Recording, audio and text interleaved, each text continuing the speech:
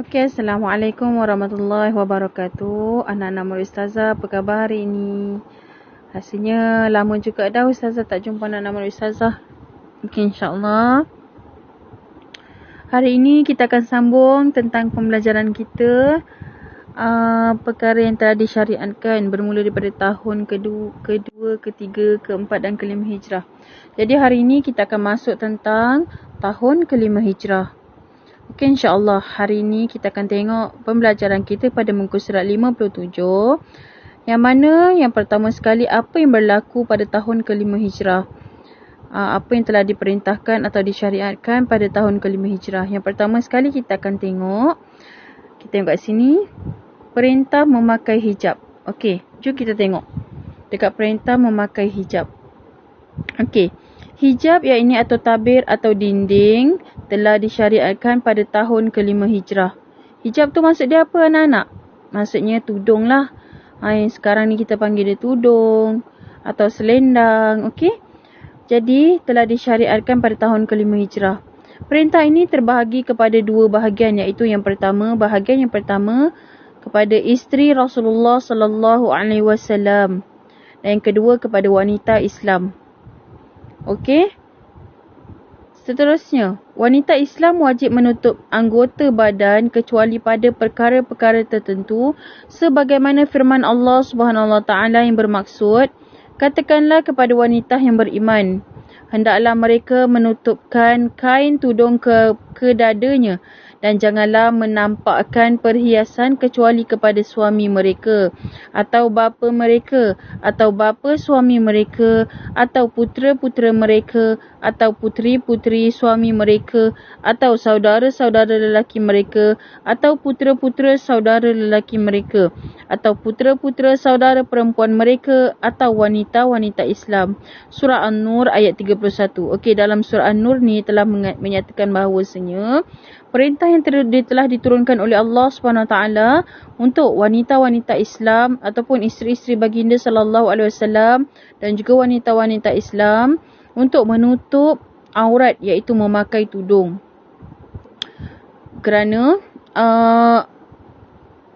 anggota aurat telah disyariatkan kepada wanita kecuali muka dan tapak tangan sahaja, kan? Jadi kat sini Rasulullah telah menyampaikan kepada seluruh umat Islam untuk menutup aurat, iaitu dengan memakai tudung. Kepada wanita-wanita Islam untuk memakai tudung. Mereka hendaklah menutup kepala mereka, rambut mereka sehingga ke paras dada mereka. Jadi kecuali kepada sesetengah contoh macam kecuali kepada suami mereka, kepada bapa mereka, maksudnya dia bolehlah buka tudung ataupun buka aurat, iaitu tidak memakai tudung di hadapan suami mereka ke, di hadapan ayah mereka, saudara-saudara lelaki mereka, maksudnya adik-beradik lelaki mereka, adik-beradik perempuan dan wanita-wanita Islam. Jadi kat sini nak menyatakan tudung ni telah disyariatkan pada tahun kelima hijrah. Okey, ada peristiwa dia, tak apa, yang tu nanti saya akan sampaikanlah insya-Allah pada lain masa. Okey, seterusnya kita akan tengok yang kedua, iaitu ibadat haji. Okey, ibadat haji yang mana Rasulullah sallallahu alaihi wasallam mendapat perintah untuk mewajibkan umat Islam mengerjakan ibadah haji ke tanah suci Mekah pada tahun kelima hijrah, iaitu sebelum kejayaan Rasulullah sallallahu alaihi wasallam dan umat Islam membuka kota Mekah, iaitu Fatah Mekah.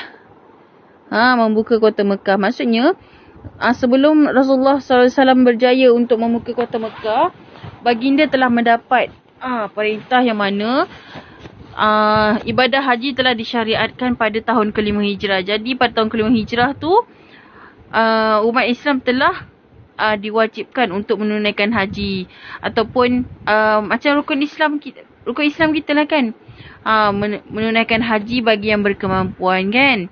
Okey, jadi ibadah haji ni juga telah disyariatkan pada tahun kelima hijrah, yang mana dalam firman Allah dari surah Al-Hajj yang bermaksud, dan berserulah kepada manusia untuk mengerjakan haji, nescaya mereka akan datang ke rumah Allah dengan berjalan kaki dan mengendarai unta, kurus yang datang dari segenap pelosok dunia. Memang kenapa Allah cakap dalam perintah Allah ni, dalam firman Allah ni, dari pelosok dunia, memang subhanallah bila mana ibadah haji dilaksanakan, berbagai bangsa, berbagai manusia daripada pelosok dunia datang.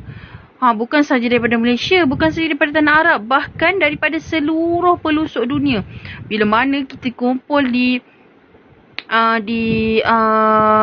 tanah suci ataupun di padang Arafah, kita akan nampak, ya Allah, berjuta-juta manusia yang mana dikumpulkan dalam satu tempat yang lapang.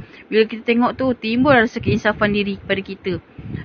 Jadi anak-anak murid kan tahulah, pada tahun ke-5 Hijrah, ibadah haji ni juga telah disyariatkan oleh Allah Subhanahu Wa Taala.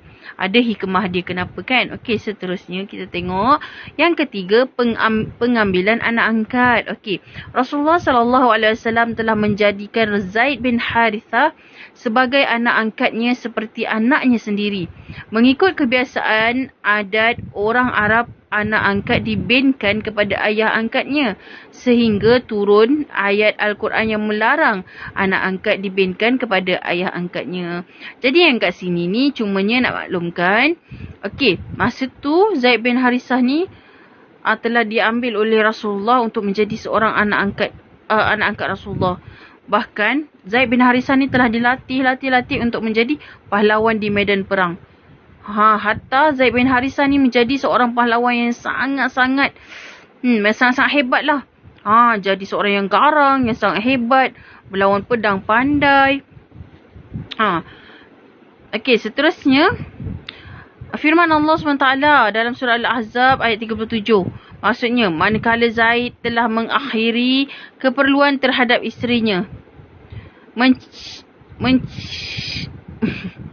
menceraikannya, kami kahwinkan kamu Nabi Muhammad dengan dia supaya tidak ada keberatan bagi orang mukmin untuk mengahwini isteri anak-anak angkat mereka setelah menyelesaikan keperluannya daripada ibunya, dan adalah ketetapan Allah SWT itu pasti terjadi. Okey, jadi sebab mula-mula orang Arab dulu biasa akan berbinkan anak angkat yang diambil tu dengan nama dia. Jadi Allah telah turunkan syariat, jadi dia perlu tidak boleh lagi berbinkan ayah angkat tersebut. Okey. Seterusnya, kesan dan iktibar daripada apa yang berlaku dalam perkara-perkara ibadat-ibadat yang disyariatkan ni. Okey, yang pertama, akal fikiran merupakan nikmat yang sangat berharga. Jadi akal fikiran ni digunakan hanya kepada manusia. Jadi kita kena hargai sangat akal fikiran kita ni.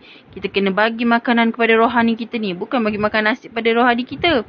Maksudnya kita kena baca Al-Quran, kita kena banyakkan berzikir supaya akal fikiran kita pun akan jadi seimbang dengan rohani kita. Yang kedua, harta benda merupakan ujian Allah SWT yang perlu disyukuri. Harta benda nampak merupakan ujian Allah tau. Ujian Allah SWT yang perlu disyukuri. Sebab apa? Bila kita kufur nikmat, Allah akan tarik balik semua rezeki kita. Kalau kita bersyukur, Allah akan tambah nikmat kita. Seterusnya yang ketiga, solat yang sempurna menjadi benteng kekuatan umat. Okey, jadi kena solat sempurna. Sebab apa? Solat ni lah perkara yang akan ditanya juga dalam kubur nanti, dalam barzah nanti. Jadi kita kena solat dengan sempurna. Jaga solat kita, berwuduk dengan sempurna, laksanakan solat dengan sempurna, khusyuk. InsyaAllah solat kita akan diterima. Yang keempat, ibadat dan hukum yang disyariatkan banyak kelebihannya. Bukan saja Allah tentukan kenapa kena buat ni, tapi ada dia punya hikmah dan kelebihan tersendiri. Jadi, iktibar dia, umat Islam yang beriman dan bertakwa sentiasa mentaati segala perintah Allah Subhanahu Taala. Dan kedua, tuntutlah ilmu untuk mendapatkan kejayaan di dunia dan di akhirat. Sebab apa? Orang yang berilmu ni adalah lebih ditakuti oleh syaitan berbanding orang yang tidak mempunyai ilmu tetapi beribadat. Orang yang beribadat 1000 tahun tapi tidak mempunyai ilmu. Dia berbeza. Bila mana orang yang berilmu tu dia boleh membezakan antara baik dan buruk. Dan ilmu yang dipelajari mestilah diamalkan. Jadi, anak-anak ustazah jangan rasa jemu menuntut ilmu. Sebab apa? Ilmu ni adalah sesuatu yang bermanfaat.